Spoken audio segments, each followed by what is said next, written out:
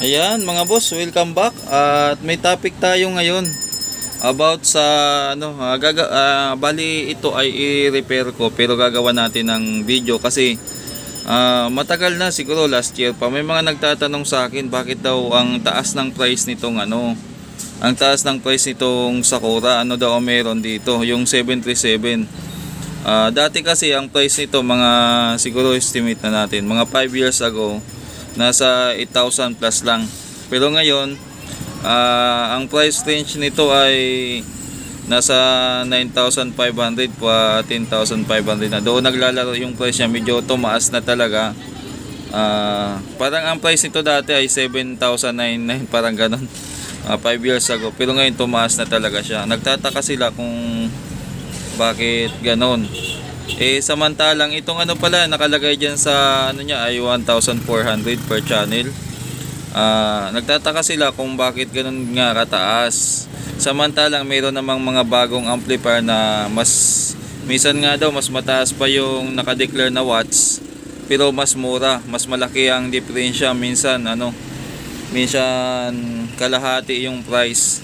Yung ang pinagtataka kasi yung mga nagtatanong na ganyan, mga viewers natin, mga lang sila, mga buyer o kaya mga yung tawag dito, ano ba tawag diyan, may tawag sila yung casual, yung mga casual na amplifier user. So hindi naman sila matitalye sa mga gamit, kaya tutulungan natin sila magdesisyon kasi kung ano ba talaga.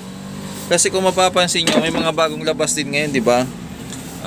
Katulad ng Joson, yan, yung mga Joson amplifier, maraming Joson amplifier na ang declare ay mataas ang watts pero ang price ay mababa lang. Katulad nga nung Joson Mars Max 1,000 watts pero ang price niya ay nasa 2,000 plus lang. Parang ganon yun ata ang iniisip ng ibang customer. So titingnan natin, katulad nitong ginagawa natin, DB Audio na AB522BT. So nakalagay dito sa kanyang sticker ay yung PMPO niya ay 1,500 watts.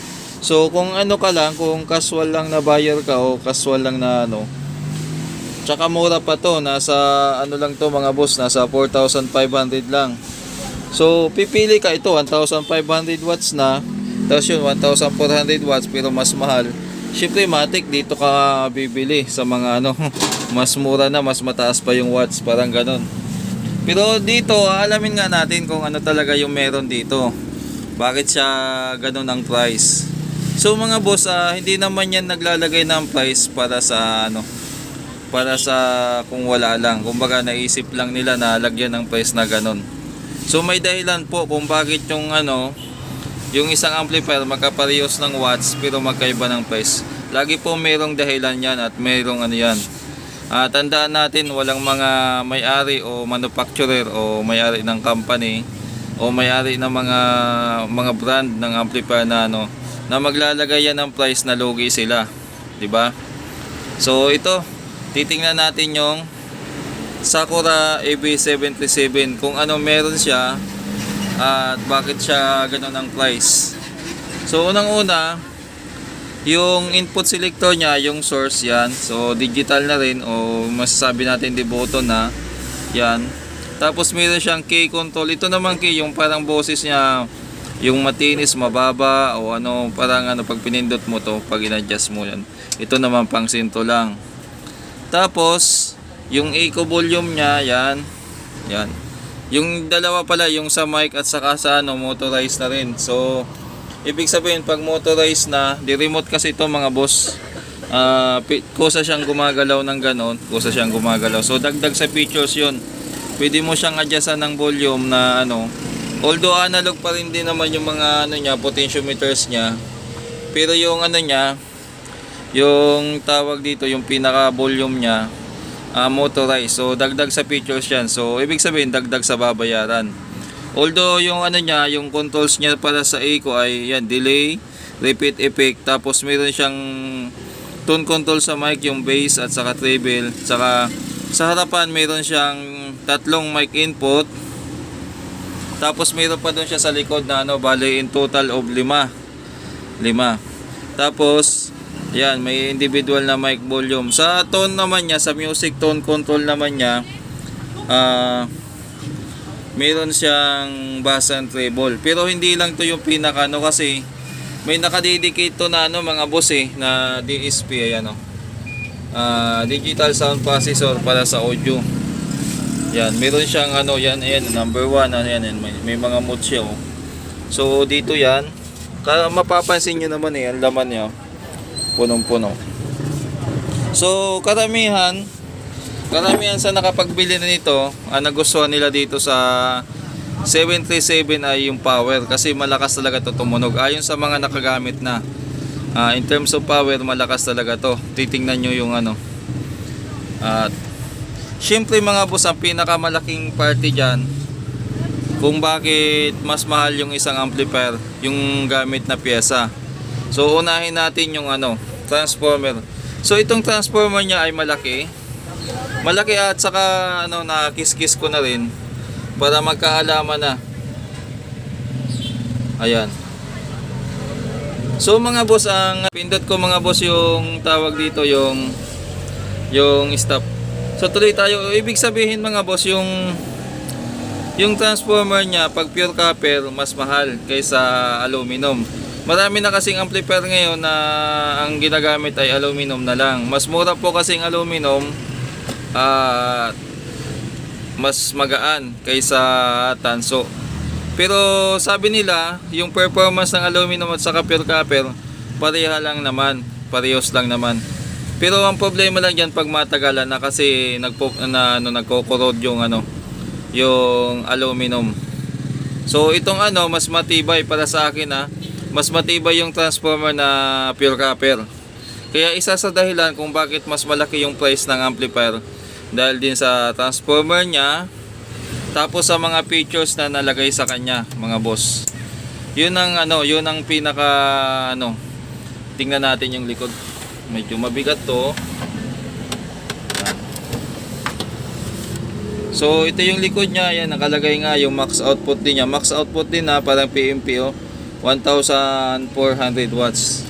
Yung input naman, yung dagdag pa sa dagdag pa sa features niya, itong video input, yan video input. So kung maglalagay ka dito ng mga isa pang DVD o kung ano mang equipment, VHS kung meron pa, so pwede mo siyang i-select yung video din, yan pwede ka rin mag-select. So dagdag sa features yan mga boss. Saka in terms of yung power talaga, yan, gumagamit siya ng mga malalaking power transistor A1943 at saka C5200, bali 8 piraso, dalawang capacitor na malaki. Ano bang value ng capacitor nito? Yan, since 50 volts na siya, 10,000 microfarad, 100 volts yung yan. Kaya mga boss,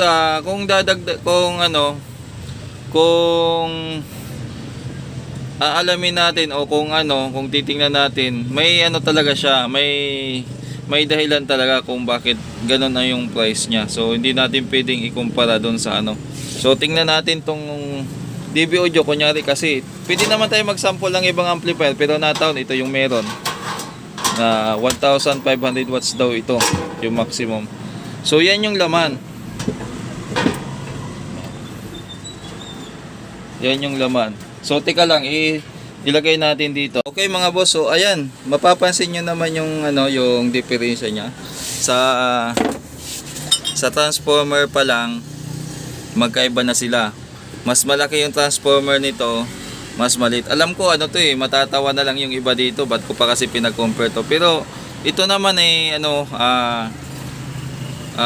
para enlighten yung mga viewers natin na hindi naman kabisado yung kumbaya hindi sila marunong tumingin ng amplifier, pero gusto nila magkaroon ng amplifier para magka-idea sila na ang basihan talaga sa pagpili ng amplifier hindi yung nakatatak lang sa manual, na porkit nakalagay sa manual o sa kaha ay 1500 watts ay yun ang babasihan. Sa tingin ko mga boss ay napakalaking halaga yung presyo. Yung price talaga ang titingnan nyo. may dahilan kung bakit ito si si 1500 watts daw ay 4.5 at ito naman ay palagay natin 9500. Diyan makikita nyo yung presyo, yung price nya.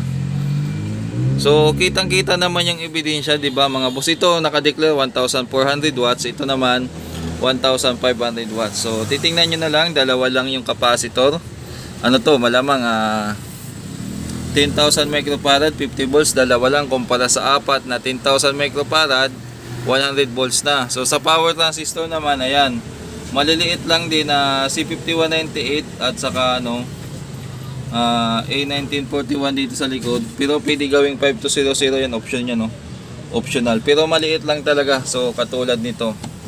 Saka sa laman, mapapansin nyo naman mga sa style ng volume, yan yung volume nya, ito naman yung volume nya. So mga boss, sana nagka-idea kayo kung bakit may mga amplifier na parehas lang minsan ng watts o minsan mas mababa pa yung declare na watts, pero napakamahal ng price kung namamahalan kayo. Para sa akin yung mas legit yung magpresyo tong Sakura. Kumbaga may dahilan talaga sila o kaya may So kitang kita naman. Siguro ito pag kiniskis natin to, aluminum to. Tingnan nga natin. Itong amplifier na to wala pang isang taon, sira na. Ang problema nito, ayan, pinagkakalawang na yung mga pyesa. So tingnan lang natin. Total andito na. Pag puti ito, tanso, aluminum.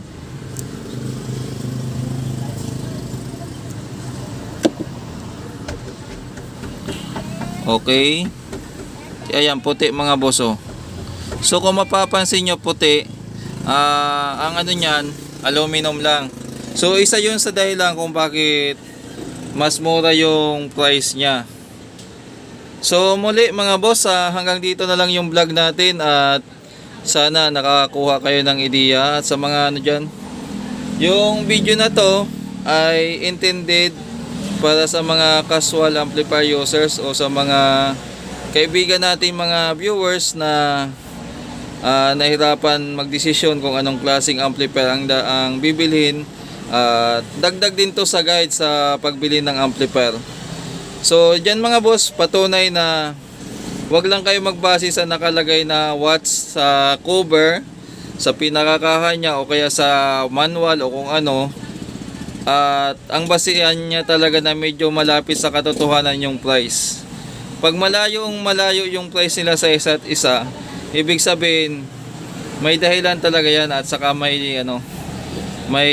tawag dito, may dahilan talaga yan. Inulit ko lang. At malalaman nyo yan pag So hindi naman kayo pwede magkumpara ng ganito, kaya ginawa ko na para sa inyo, para matulungan kayo magdesisyon kung anong klaseng amplifier yung bibilhin nyo. So mga boss, kung mas mura yung amplifier, kahit lagyan pa yan ng 5 million watts, kahit ilang million watts yan, kung tig 225 lang, tig 15 lang yung amplifier mo, sa tingin ko hindi pa rin yan mananalo sa amplifier na ang price ay tig 10,000 pesos, di ba? So kahit itong amplifier mo ay 1 million watts, pero ang price naman niya ay sa bago, hindi tayo sikat sa bago, ay 1.5 lang. So yung amplifier na tigo 1.5, sa tingin ko hindi mananalo yan sa mga amplifier na tig 10,000 o 9,000, di ba? Sa price pa lang makakatalo na.